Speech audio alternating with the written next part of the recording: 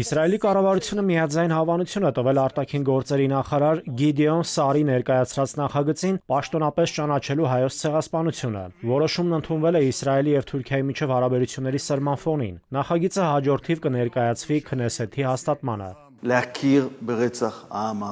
Երբեք ուշ չէ ճիշտ քայլ անել այս սարսափելի ցեղասպանությունը, որը տեղի է ունեցել ավելի քան 100 տարի առաջ եւ որի պատմական փաստերն իսկապես անվիճելի են, ներառել է 1.5 միլիոն մարդու սպանություն եւ հին մշակութային ու պատմական ժառանգության ոչնչացում։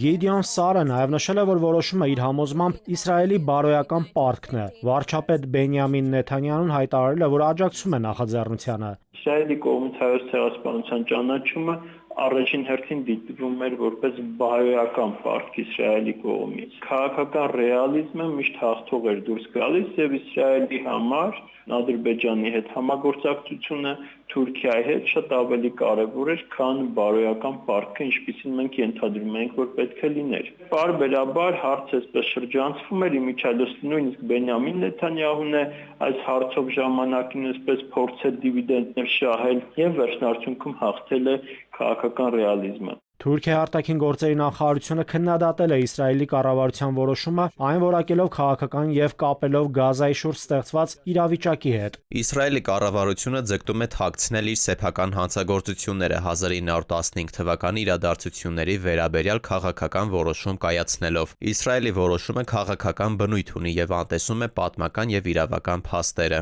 Թուրքիան որպես տարածաշրջանային տերություն իրեն համարում է որպես տարածաշրջանային հառնող տերություն եւ ինչ որ մի օր այս երկու տերությունները բախվելու են միմյանց եւ այստեղ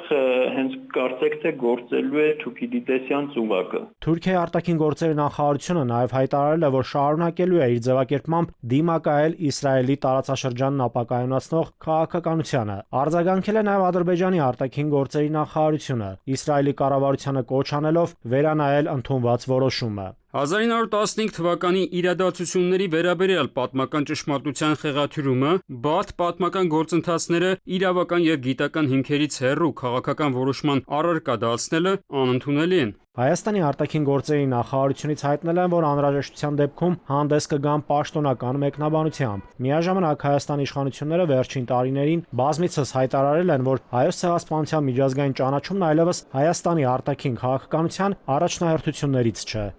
Նաիրի Մուրադյան, ժամը լրատվական։